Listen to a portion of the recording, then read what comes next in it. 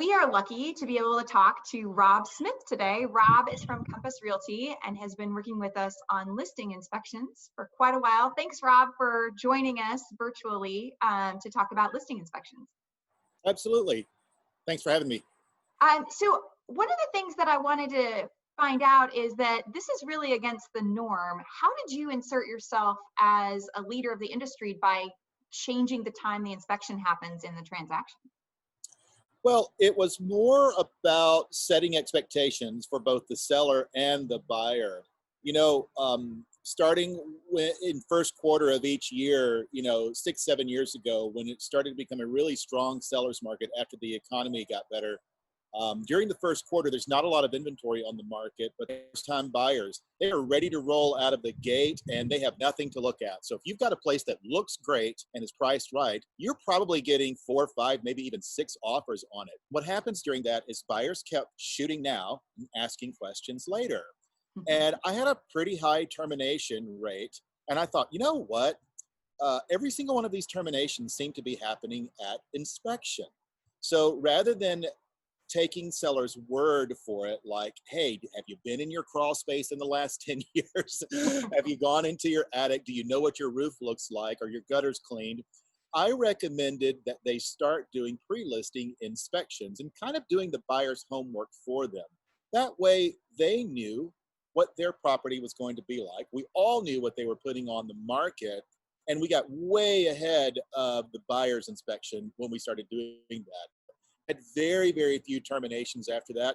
And we actually got to use that to actually price the property better. People said, okay, I'm going to do these repairs and now I am going to be at such and such price. Or B, I see a lot of these things need to be done. Maybe we need to rethink what we were going to list for and just be open and transparent to buyers. And that helped us out a lot. So I guess a long-winded way to answer your question is I did it to start saving contracts, to be honest. So, I mean, it costs about $500, which is adding another expense for a seller. Are you seeing them get that back, get those results back? What benefits do they get? So a lot of people ask before they list their property, should I get my home appraised? Well, that's what a real estate agent is there for, is to help you determine what a buyer will pay for it. I say if you want to spend $500 on something, spend it on a pre-listing inspection report.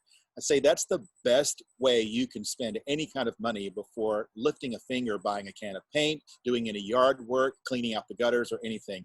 Spend that $500 on a pre-listing inspection report so we can see what it is we're working with here. Inevitably, any single time a seller does that and spends that money on a pre-listing inspection report, they get their money back tenfold. It works every time. Wow. And you would probably know, right? You pretty much own the market in Grant Park and Ormwood Park. So I'm a strong player in Grant Park and Ormwood Park. A lot of people want to put their head in the sand and not know any bad news ahead of time. How do you prepare sellers for things that might come up in the inspection report and how to handle them? The more they want to put their head in the sand, I tell them, this is going to cost you more money. The more we don't want to know what's going on, the more you might get surprised by something. So I would say 9 times out of 10, my sellers are okay with doing a pre-listing inspection report if they're serious about making the most money from the best buyer who's most informed with the least amount of hassle. Sounds like exactly what every seller wants, right? Most money, least days on market, least hassle. Where does the listing inspection happen in their process to get a house ready to put on the market? So the process that I go through with sellers each and every single time is trying to first determine what's important to them, what do they want to do, and what is it we're trying to sell. I say, before you lift a finger, buying a can of paint, cleaning up the yard, doing anything, don't spend any money. Spend your first $500 on a pre-listing inspection report. That'll get our priorities in order and see what we need to do with the property to get it ready to put on the market. Do you recommend they do repairs based on the report or just adjust the price? In terms of doing repairs based on the report, it really just depends.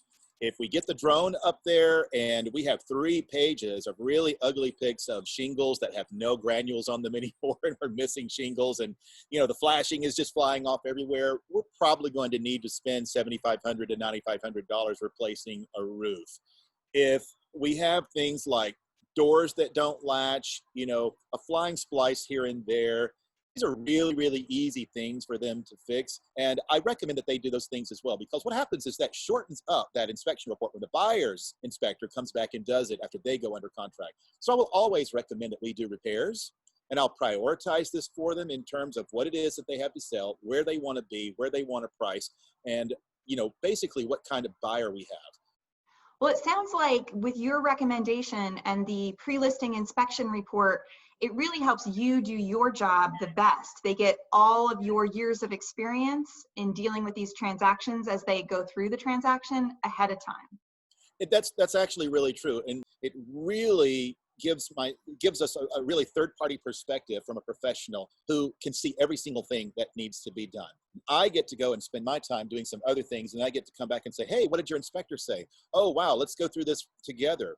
I bet you they called this, and this out as the top priorities that you need to pay attention to, right? And they say, yes. I said, okay, great. Well, I agree with them. And now they've got like a second opinion on this when I come back in and sort of validate and verify what the inspector says. It really makes it that much easier. And as a buyer, wouldn't you want to go be making an offer on a property and then send your inspector out to a property where that actually happened?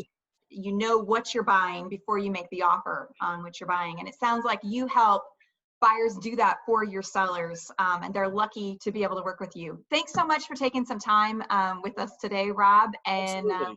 we'll see you in the market. Awesome. Thank you. Thanks.